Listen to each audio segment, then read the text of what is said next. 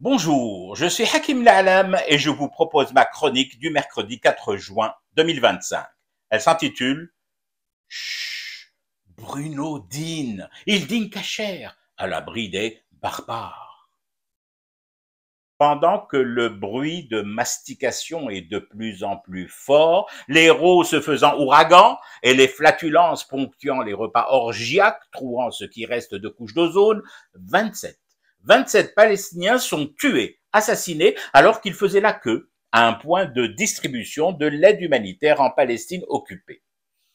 Filtrant péniblement le vacarme de la boustifaille et de la ripaille qui enveloppe de torpeur bedonnante le monde civilisé, je tends l'oreille dans l'espoir d'entendre enfin prononcer le mot barbare à propos de l'entité sioniste, auteur de ce carnage. Où est l'eau? Rien. Une voiture qui brûle dans Paris, une poubelle cramée dans Neuilly-sur-Seine déclenche un tonitruant barbare envers ces Français de papier. Pas un bruit, pas un B, pas un A, pas un R, pas un autre B, pas un autre A, pas un autre R, pas un E, et point de S pour signer l'assassinat de masse de Palestiniens réunis pour se nourrir, ne pas crever de faim, de famine.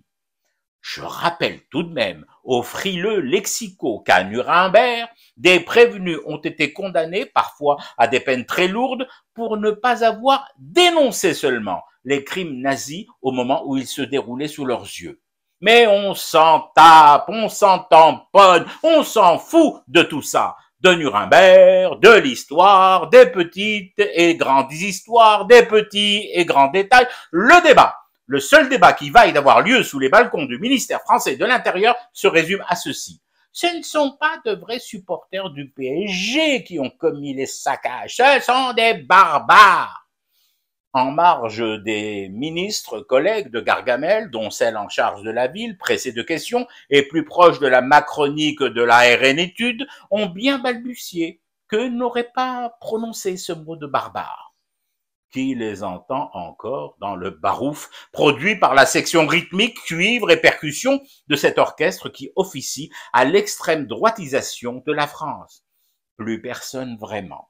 Et qui pour nous dire si parmi les 27 Palestiniens trucidés, écrasés par les bombardements israéliens, il y avait une majorité de pro-Hamas, une minorité de Palestiniens ayant manifesté au contraire contre ce Hamas l'autre jour?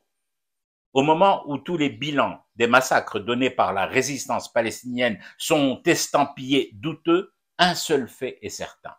Les 27 martyrs ne s'entraînaient pas pour un prochain attentat au moment où ils ont été assassinés. Ils ne transportaient pas non plus des armes ou des explosifs pour les dissimuler dans un tunnel non encore découvert par l'armée israélienne et ses taubes, ces tunneliers marocains. Non! Ils tendaient une gamelle ou un bidon pour y espérer en leur fond crade quelque nourriture chichement entrée ces dernières heures. Il est vrai que l'œuvre est plutôt titanesque, que d'arriver aujourd'hui à sauter le pas. Comment oser qualifier Israël de barbare alors que le mois dernier encore, elle était cette vertueuse démocratie dotée de l'armée la plus exemplaire de la planète. Voyons.